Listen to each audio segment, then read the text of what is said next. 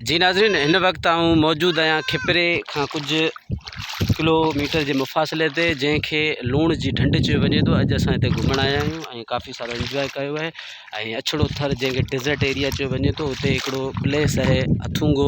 उन खां तक़रीबन 10 किलोमीटर जे मुफ़ासिले ते इहा लूण जी ढंढ आहे, जिते काफ़ी सारियूं कुदरत जूं अहिड़ियूं शयूं आहिनि जेके ॾिसण जहिड़ियूं आहिनि। जीअं हिते ढंढ आहे ऐं पंहिंजी बोटा ढंढ आहे, लूण जी खाण आहे। उन खां अलावा अछड़ो थर जेको हीअं सॼो सावक सावक थी वियो आहे, मुंहिंजे तव्हां बैक साइड ॾिसी सघो था। ऐं हिते माण्हू ईंदा आहिनि काफ़ी सारा। खिपरे खां अलावा सांगड़ सिंध जे काफ़ी शहरनि खां हिते माण्हू घुमण ईंदा आहिनि, इंजॉय कंदा आहिनि। छो त ज़िंदगी हूंदी आहे मुख़्तसर हूंदी आहे, हुन में इंजॉयमेंट ज़रूरी हूंदी आहे।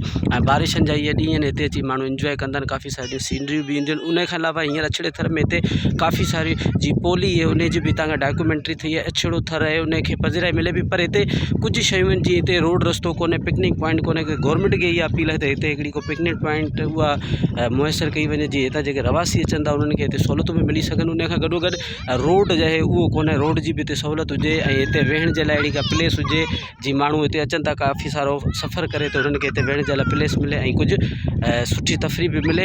ऐं हिते जा माण्हू ॾाढा मोहबती आहिनि, महिमान नवाज़ आहिनि, ईंदड़ वेंदड़ खे जी में जायूं ॾींदा आहिनि। ऐं इहो असांजे सिंध जो आहे महिमान नवाज़ी। अलाह साईं इन जी जेको बि हिते जी जेका इहे नज़ारा आहिनि उनखे ता क़यामत ताईं दाइम रखे, क़ाइमु रखे।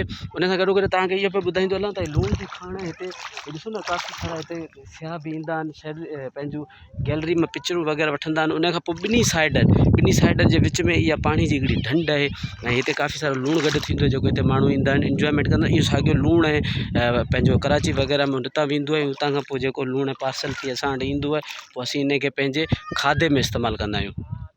वॾी महिरबानी।